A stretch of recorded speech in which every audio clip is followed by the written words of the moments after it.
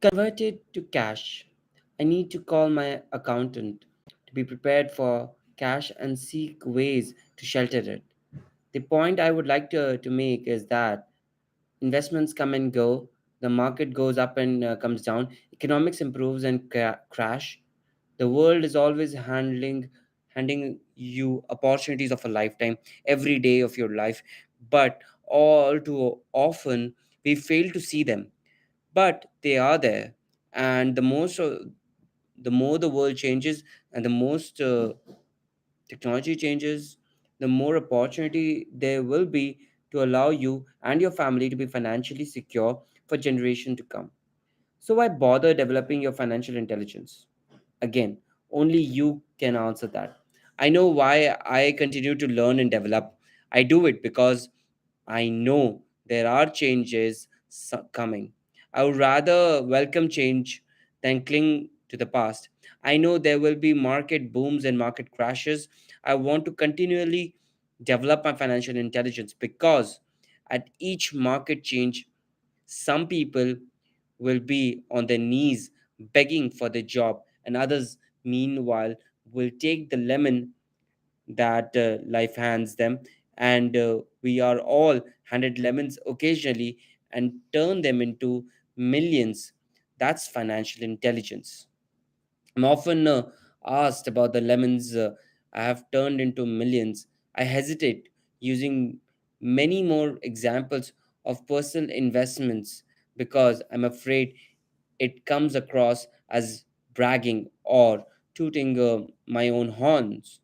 But that is not my intention. I use the example only as a numerical and chronological illustration of actual and simple cases. I use the example because I want you to know that it is easy.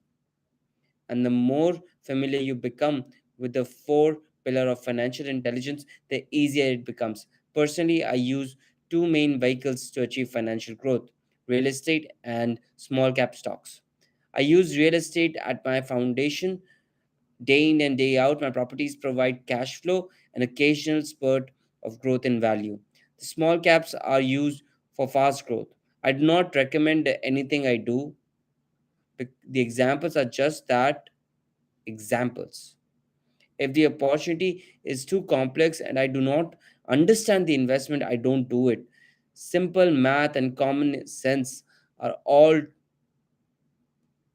you need to do well in financial. So there are five reasons for using examples: to inspire people to learn more, to let people know it is easy if the foundation is strong, to show that anyone can achieve great wealth, to show that there are millions of ways to achieve your goals, to show that it's not a rocket science. In 1989, I used to jog through a lovely neighborhood in Portland, Oregon. It was a suburb that had a little gingerbread houses. They were small and cute.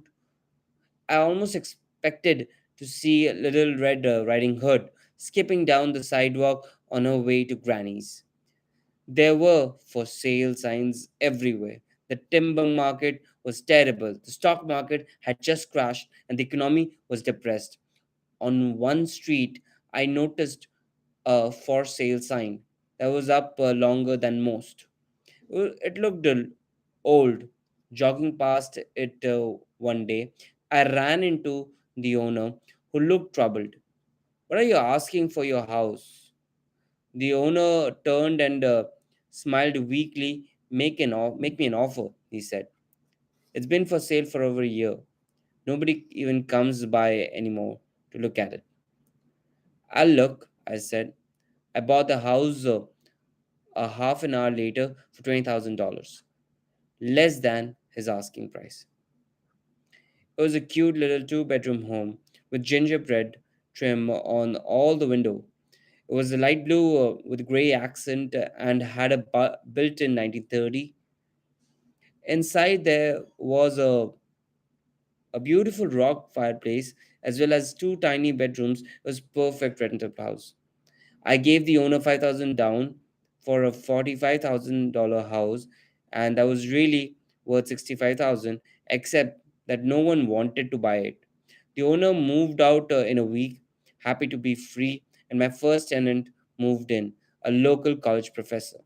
After the mortgage expenses and financial management fees were paid, I put a little less than $40 in my pocket at the end of each month. Hardly exciting.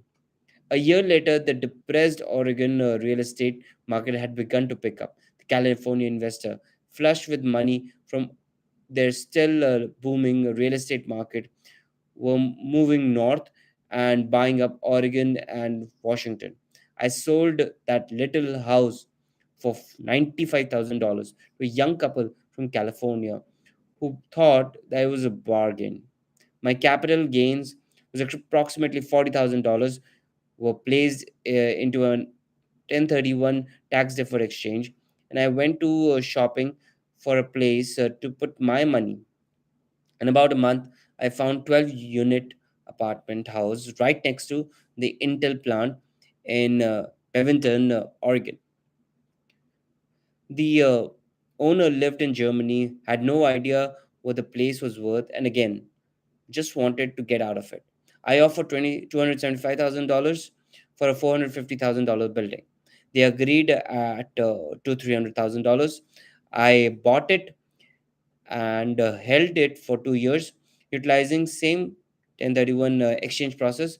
We sold the building for $495,000 and bought a 30-unit apartment buildings in Phoenix, Arizona.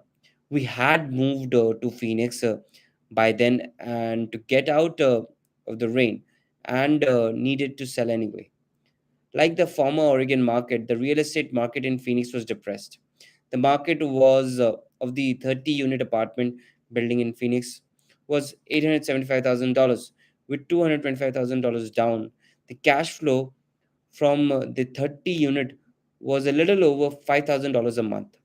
The Arizona market began moving up. Few years later, Colorado investor offered us $1.2 million dollars for the property. The point of this example is how small amount can grow into large amount again, and it is a matter of understanding financial statements, investment strategies, a sense of the market and the laws. If the people are not weird in these subjects, then obviously they must follow standard dogmas, which is into play. It's safe, diversify, or only invest in secure investments. The problem with secure investment is that they are often sanitized, that is made so safe the gains are less.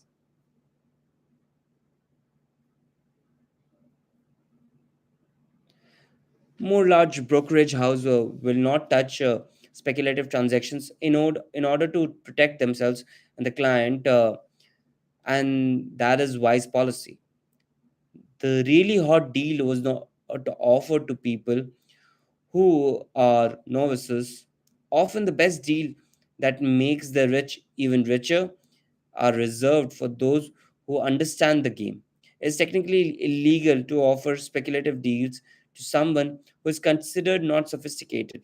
But of course, it happens. The more sophisticated I get, the more opportunities came my way. Another case for developing your financial intelligence over a lifetime is simply that more opportunities are presented to you. And the greater you have financial intelligence, the easier it is to tell whether it's a good deal or a bad one. It's your intelligence that you can spot a bad deal or make a bad deal good.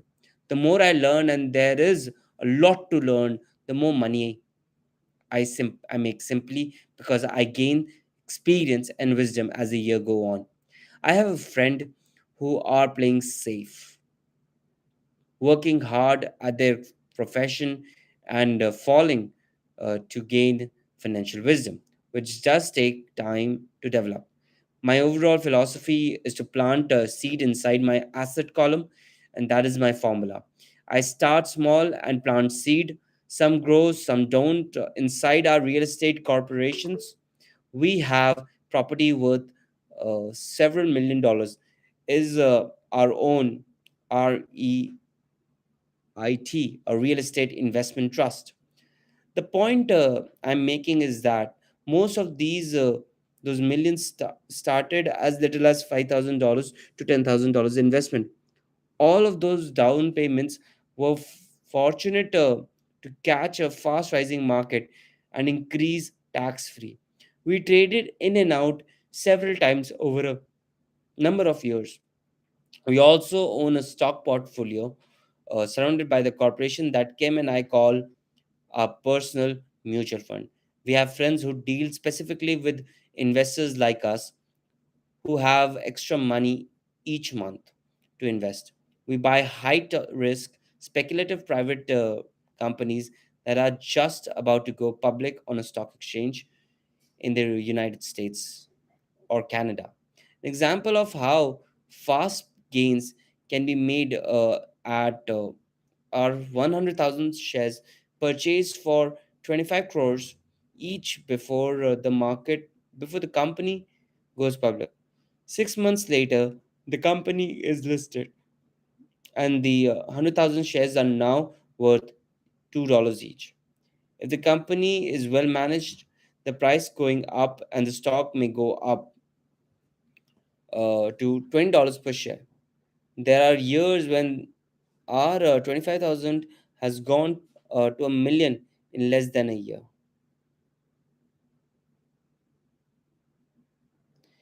It's not gambling if you know what you're doing. It's gambling if you are throwing money into a deal and praying. The idea is anything to use your technical knowledge, wisdom, and love of the game to cut the odds down, to lower the risk. Of course, there is always risk. It is financial intelligence to improve the odds. Thus, what is risky for one person is less risky for someone else. That is the primary reason I constantly encourage people to invest more in financial education than in stocks, real estates, and other markets. The smarter you are, the better chances you have of beating the odds. The stock plays I personally invested in were extremely high risk. Most people were absolutely not recommended. I have been playing that game since 1979 and I have paid more than my share in dues. But if you will reread why investments such as these are high risk for most people, and you may be able to set your life up differently so that the ability to take 25,000 and turn it into $1 million in a year low risk for you. As started earlier, nothing I've written it is a recommendation. It only used as an example of what is simple and possible. What I do is small potatoes in the grand scheme of things.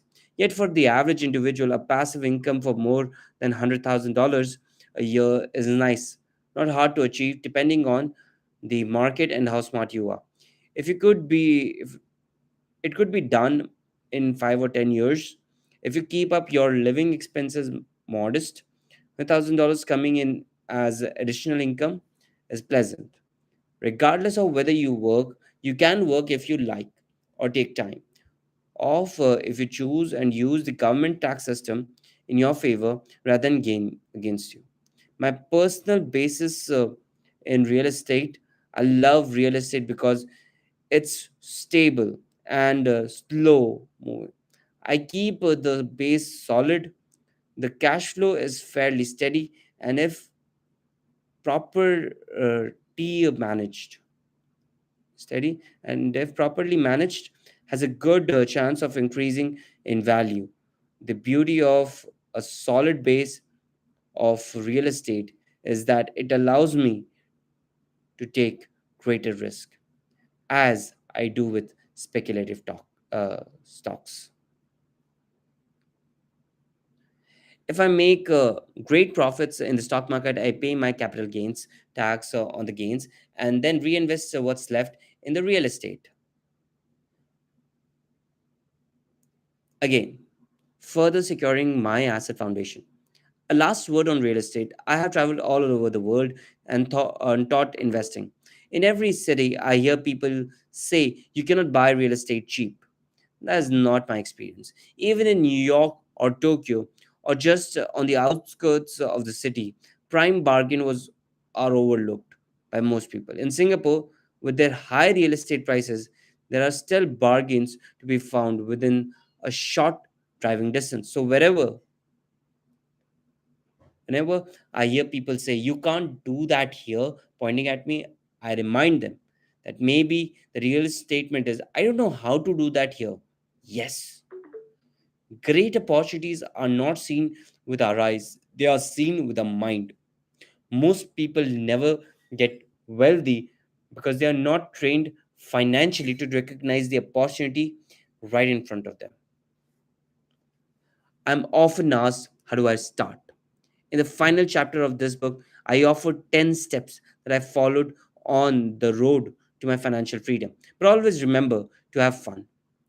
When you learn the rules and the vocabulary of investing and begin to build your asset column, I think you will find that it's a fun game as you always play. Sometimes you win and sometimes you learn, but have fun. Most people never win because they are more afraid of losing. That's why I'm found school so silly. In school, we learn that mistakes are bad and we are punished for making them. Yet, if you look at the way humans are designed to learn, we learn by making mistakes. We learn to walk by falling down. If we never learn, we would never walk. And the same is true for learning to ride a bike. I will have scars on my knees, but today I ride back bike without thinking. The same is true for getting rich. Unfortunately, the main reason most people are not rich is because they are terrified of losing. Winners are not afraid of losing, but losers are. Failure is part of the process of success. People who avoid failure also avoid success. I also I look at money like my game of tennis. I play hard, make money, correct, make more mistakes, correct, and get better. If I lose the game, I reach across the net, shake my opponent's hand, smile, and say, "See you next Saturday." There are two kinds of investor. The first and most common type is an investor who buys a packaged investment. They call a retail outlet such as a real estate company, a stockbroker, or a financial planner, and they are buy something. It could be mutual fund or REIT, a stock or a bond. It's a clean and simple way of investing. An analogy would be a shopper who goes to a computer store and buys computer right off the shelf. Second type is an investor who creates investment. The investor usually assembles a deal in the same way a person who buys a company build a computer. I do not know the first thing for putting my components of a computer together, but I do know how to put prices of opportunities together, pieces of opportunity, or know people who know how. In the second type of investors, who is most professional investor, sometimes it may take years for all the price to come together, and sometimes they never do. It's like the second type of investor that my rich dad encouraged me to be is an important to learn how to put the pieces together, because that is where the huge wins reside, and sometimes some huge losses if the ride goes against you. If you want to be the second type of investor, you need to develop three skills. Find an opportunity that everyone else missed. You see with your mind and others miss with their eyes. For example, a friend bought this rundown old house. It was spooky to look at. Everyone wondered why he bought it. What he saw, what we did not, was the that the house came with four extra empty lots. He discovered that after going to the title company, after buying the house, he tore the house down and sold the five lots to a different builder for three times what he paid for the entire package. He made $75,000 for 2 months of work. It's not a lot of money, but it is sure beats minimum wage, and it's not technically difficult. The to raise money. To raise money. The average person only goes to bank. The second type of investor needs to know how to raise a capital, and there are many ways that don't require a bank. To get started, I learned how to buy houses without a bank. It will be learned. It was the learned skill of raising money more than the house themselves. That was priceless.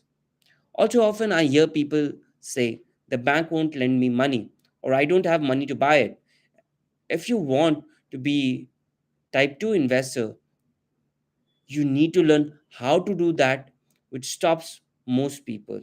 In other words, the majority of people let their lack of money stop them from making deals. If you can avoid that obstacles, you will be millions ahead of those who don't. Learn those skills. They there have been many times I bought a house, stock, or an apartment building without a penny in the bank. I once bought an apartment for $1.2 million.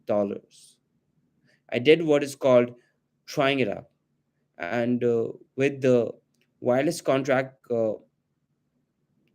between seller and the buyer, I then raised the $100,000 deposit, which bought me 90 days to raise the rest of the money. Why did I do it? Simply because I knew it was worth $2 million. I never raided or raised the money. Instead, the person who put up the $100,000 gave me $50,000.